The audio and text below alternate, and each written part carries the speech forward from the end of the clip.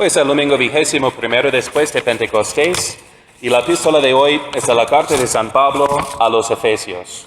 Hermanos, fortaleceos en el Señor y en el poder de su virtud. Vestíos la armadura de Dios para que podáis estar firmes contra las acechanzas del diablo, porque no tenemos que luchar tan solo contra la carne y la sangre, sino también contra los principados y potestades, contra los gobernadores de estas tinieblas del mundo, contra los espíritus de maldad que andan por los aires. Por tanto, tomad la armadura de Dios, para que podáis resistir en el día malo y permanecer en todo perfectos. Estad pues firmes, ceñidos vuestros muslos de la coraza de la justicia, y teniendo los pies calzados con el celo del evangelio de paz. Sobre todo embrazando el escudo de la fe, con que podáis apagar todos los dardos encendidos del malísimo enemigo. Tomar también el casco de salvación y la espada del Espíritu, que es la palabra de Dios.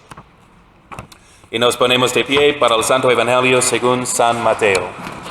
En aquel tiempo, dijo Jesús a sus discípulos esta parábola: El reino de los cielos es comparable a un rey que quiso tomar cuentas a sus siervos. Y para comenzar le fue presentando uno que le debía 10,000 talentos. Mas no teniendo con qué pagarlos, mandó su señor que fuese vendido él, su mujer, sus hijos y cuanto tenía, y que con su producto le pagase la deuda. Entonces el siervo, arrojándose a sus pies, rogóle diciendo: Ten paciencia conmigo, y todo te lo pagaré. Compadecido el Señor, aquel siervo le dejó libre, y le perdonó la deuda. Habiendo salido el siervo, halló a uno de sus compañeros, que le debía 100 denarios, y acogiéndole del cuello, le ahogaba diciendo: Paga lo que debes. Derribado a sus pies, el consiervo rogábale diciendo: Ten paciencia conmigo, y todo te lo pagaré. Mas él no quiso esperar, sino que se fue e hizo encarcelarlo, hasta que pagase lo que debía. Viendo los otros consiervos lo que pasaba, se entristecieron mucho, y fueron a contar a su señor todo lo ocurrido. Llamóle entonces su señor, y le dijo: Siervo malo, toda la deuda te condoné, porque me lo rogaste. Pues ¿no debías tú también tener compasión de tu compañero, así como yo la tuve de ti? Y enojado su señor, hizo entregarle a los verdugos, hasta que pagase toda la deuda. Así hará también con vosotros mi Padre Celestial, si no perdonares de corazón cada uno a su hermano. En el nombre del Padre, y del Hijo, y del Espíritu Santo. Amén. Ave María Purísima. Pues la moraleja del Evangelio de hoy es obvio, porque escuchamos de un hombre quien, habiendo sido perdonado por su Señor, no quiso perdonar a su prójimo. Entonces la moraleja se aplica a nosotros, quienes acudimos con mucho gusto a pedir perdón y a recibir la misericordia de Dios, pero muy fácilmente lo negamos a los demás cuando nos ofenden. Entonces, ¿por qué hacemos eso? ¿Por qué actuamos así, tan ingratos y tan injustos e hipócritas? Pues primeramente porque no nos damos cuenta de la gravedad del pecado. Y sirve hacer la meditación que San Ignacio de Loyola nos propone sobre el pecado, que por un solo pecado mortal, los ángeles del cielo cayeron al infierno para sufrir tormentas por toda la eternidad, sin la posibilidad de arrepentirse. Y luego por un pecado original, un pecado mortal de Adán y Eva, toda la raza humana cayó en la desgracia de estar en enemistad con Dios y de sufrir la concupiscencia, la cual ha afectado a tantas almas hasta el día de hoy. Esta lucha cada día que tenemos contra el mundo, la carne y el diablo, todo se debe a un solo pecado mortal.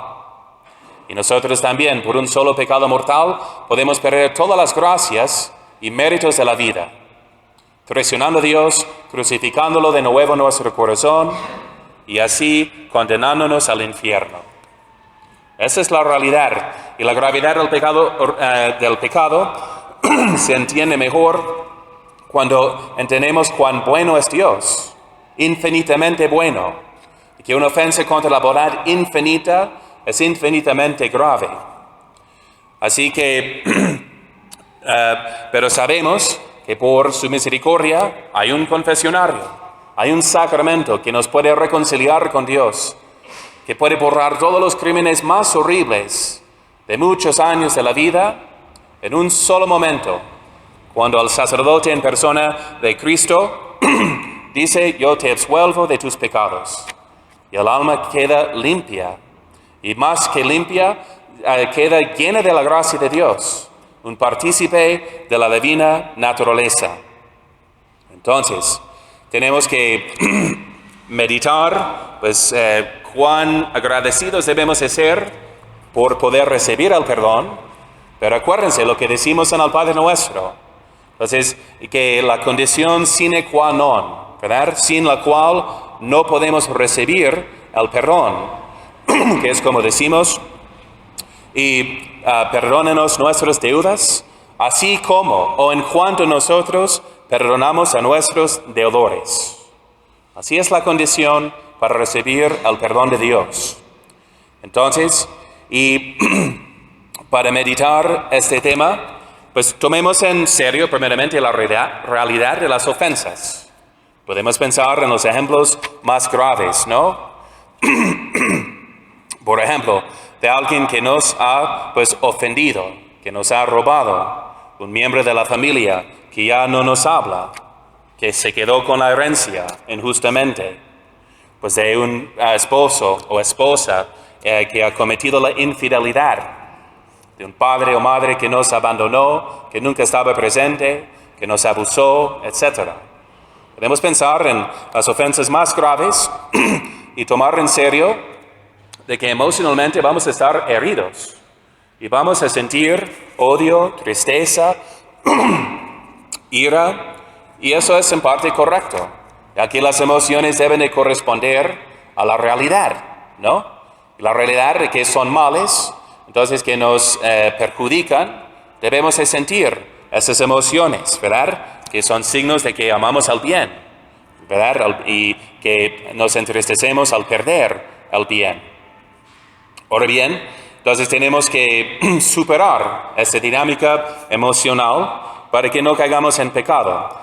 Y tomen en cuenta primeramente que el pecado no consiste en sentir, no hay emociones pecaminosas, ¿no? El pecado consiste en consentir. Y las emociones tienen algo de ver, ¿no? Ya que nos impulsan, ¿verdad?, hacia ciertas acciones o consentimientos. Pero ahí está nuestra decisión, ¿no?, de qué vamos a consentir, qué vamos a escoger a pesar de lo que sentimos. Y entonces debemos, como dice el apóstol, contestar al mal con el bien.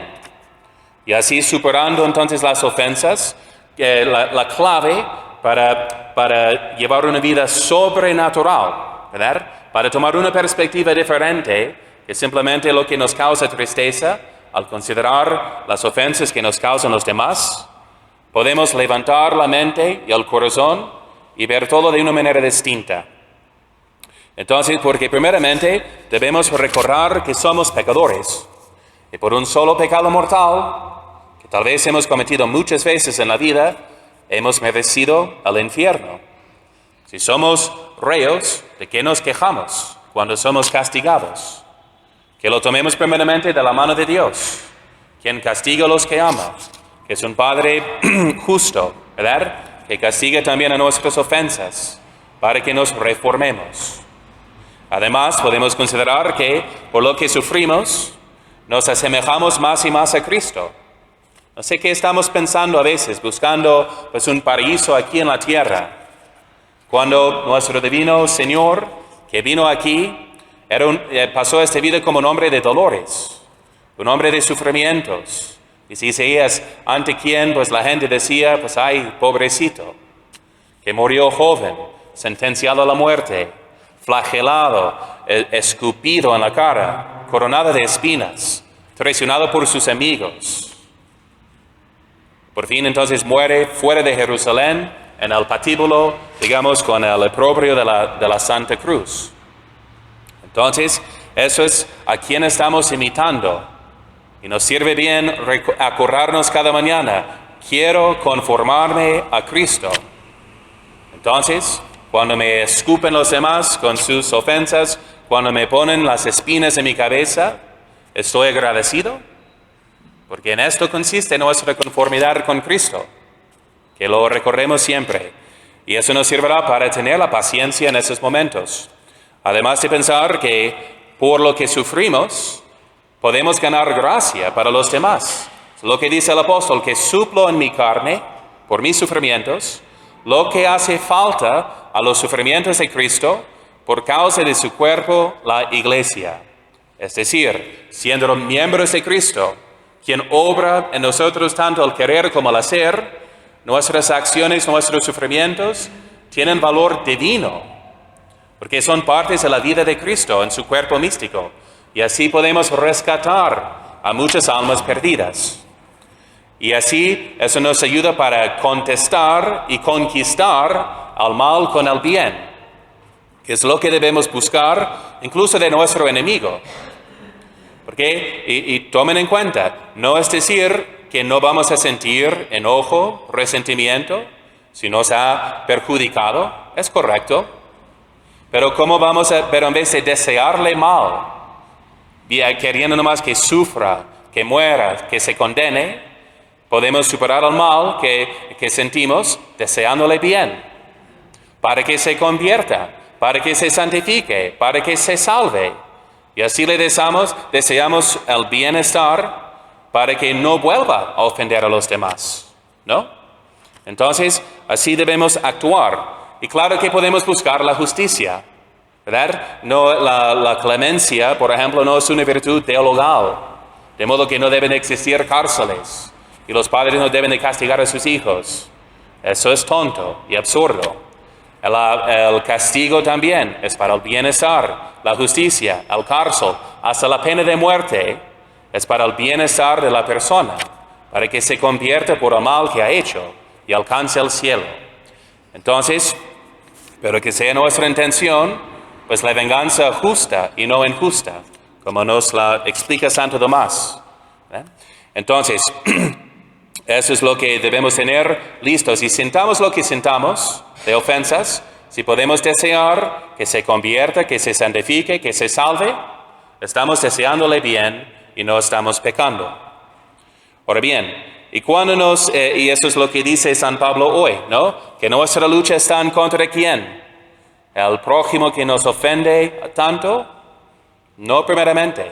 Primeramente está en contra los espíritus malignos de este mundo, ¿verdad? Que están atrás, digamos, de las obras de iniquidad.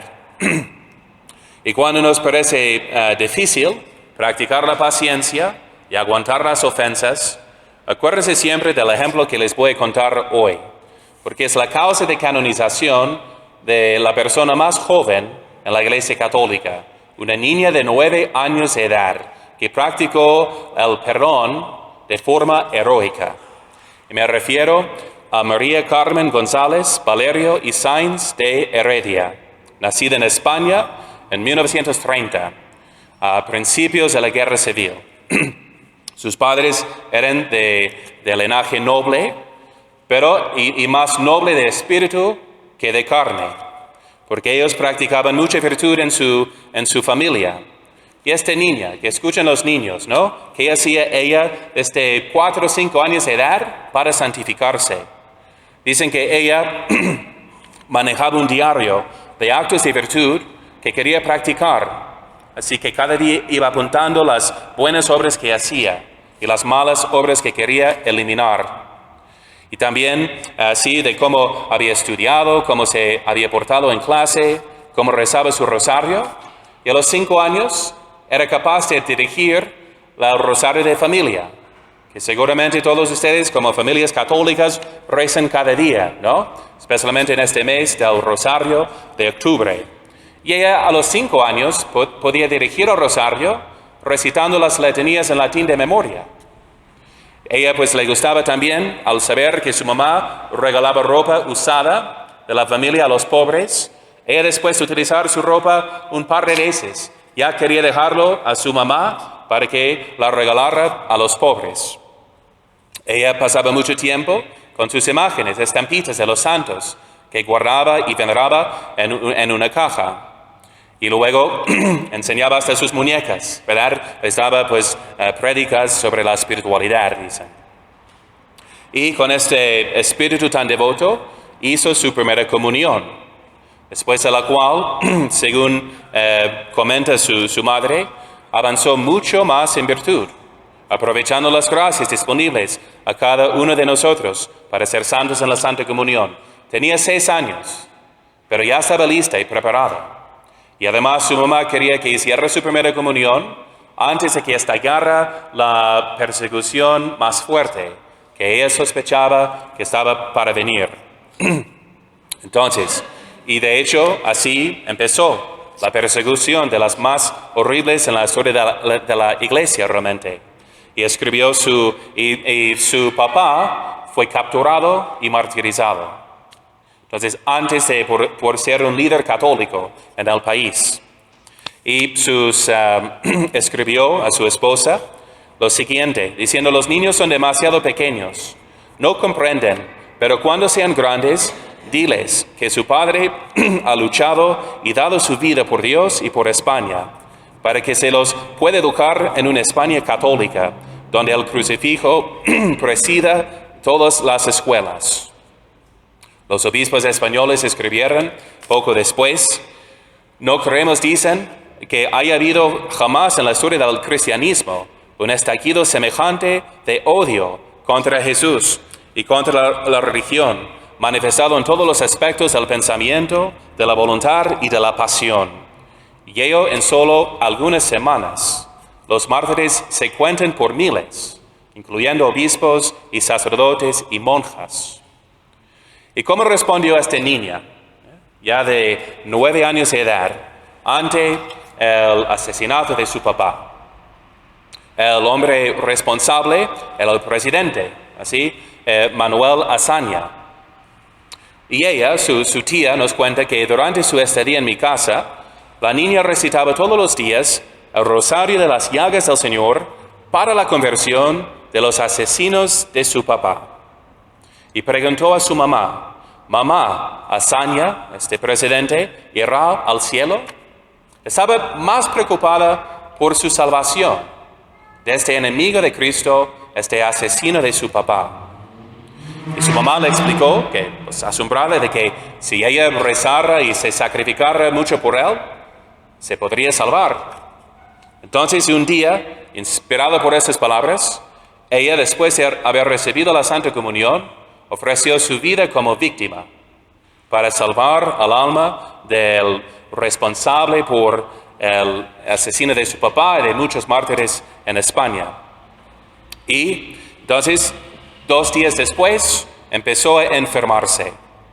Dicen que tenía escarlatina, luego otitis, luego mastoiditis y pues enfermedades que de repente aparecían y que no sabían cómo curar. Y su mamá le pidió pues que pidiera al niño Jesús que le sanara. Y le dijo: no pido eso, pido que se haga su voluntad. Hijo, mi padre murió mártir, yo muero víctima. Y luego presentía que iba a morir en el día de su fiesta, el 16 de julio, fiesta de la Virgen del Carmen. Pero al enterar de que su tía se iba a casar en ese día, pidió al Señor que fuera un día después, para no así entristecer ese día tan gozoso de su tía. Y entonces el 17 de julio se le anunció a todos: hoy me voy a morir, me voy al cielo. Se levantó por la primera vez, dicen, en su cama, anunciando la buena nueva de su entrada al cielo. Y dijo a su mamá: entonces pronto voy a ver a papá, ¿quieres que le diga algo de tu parte? Y sus últimas palabras que dijo, después de haber pedido que cantaran Qué bueno eres Jesús, una canción religiosa, luego ella dijo a todos que se amaran unos a otros. Su último pedido, de que se amaran unos a otros. Entonces, y luego murió, vestida en el vestido de su primera comunión, en olor de santidad. Y nos preguntamos si Dios aceptó su sacrificio. Dicen un año después, el presidente Azaña, ya expulsado del país y moribundo en el hospital, este hombre que se ha dedicado a destruir el catolicismo de España, entonces dice, llamó a un sacerdote. Llegó un obispo, dicen al obispo Teas, Monseñor Teas, obispo de la diócesis, quien dijo, los ojos húmedos por las lágrimas, cuando cogió el crucifijo, lo arrebató de mis manos y se lo llevó a los labios, besándolo amorosamente 3 veces y diciendo cada una de ellas, Jesús, piedad y misericordia. Y dice que recibió con toda lucidez el sacramento de la penitencia, expirando en el amor de Dios y la esperanza de verlo. Entonces ahí tenemos el ejemplo del perdón.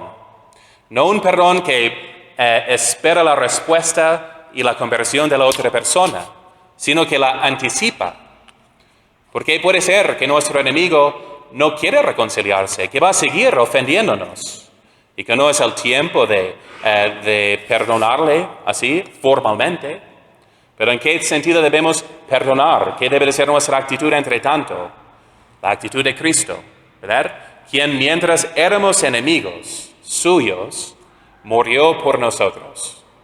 Es lo que dice San Juan de la Cruz. Donde no ves el amor, pon el amor y sacarás el amor. No el amor que responde, ¿verdad?, a las cualidades buenas, sino un amor que las crea donde no existen, donde hay pura maldad. Así siempre estamos obligados en esta vida a amar a nuestros enemigos, porque siempre hay la posibilidad de que se vuelvan buenos. Y nosotros podemos ganarles la gracia como se la ganó Mari Carmen González, la venerable, por el presidente Azaña. Entonces, esa es nuestra tarea de hoy. Y que recordemos, ¿verdad?, que según la misma medida que medimos a los demás, seremos medidos. Entonces ya puedes decidir cuán clemente o cuán exigente que sea nuestro Señor en tu juicio particular. Tú decides. Si quieres ser muy exigente y muy juzgón y muy inclemente, digamos, hacia tu prójimo, así será el Señor contigo en el último día. O si quieres aplicar la misericordia y buscar la verdadera justicia que consiste en la santificación del alma de tu enemigo, así será entonces el Señor misericordioso contigo en el último día. Como dice el Señor, porque si perdonares a los hombres sus ofensas, os perdonará también a vosotros vuestro Padre Celestial. Venerable María Carmen González, ruega por nosotros.